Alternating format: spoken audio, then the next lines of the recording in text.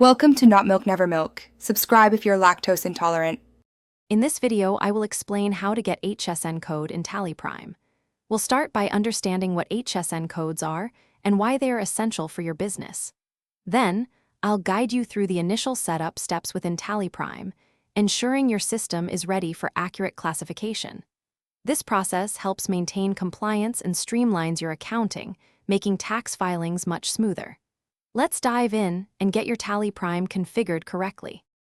First, open TallyPrime and go to the Company Features section.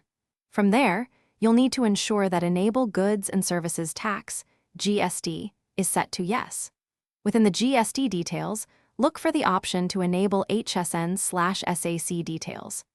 Activating this feature is a critical step, as it allows you to input and manage these codes for all your goods and services, ensuring proper tax calculation and reporting. Once HSN/SAC details are enabled, you can assign them to your inventory items. Go to Gateway of Tally, then create or alter a stock item. Here, you'll find the field to enter the HSN code for that specific product. You can also define the applicable tax rate directly linked to this HSN. This ensures that every transaction involving this item automatically applies the correct tax, simplifying your invoicing and compliance. After entering your HSN codes, it's vital to verify them. You can check various GST reports in TallyPrime, such as GST-R1, to ensure all HSN details are correctly reflected.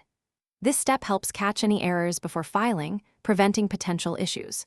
Remember, accurate HSN codes are fundamental for smooth GST compliance.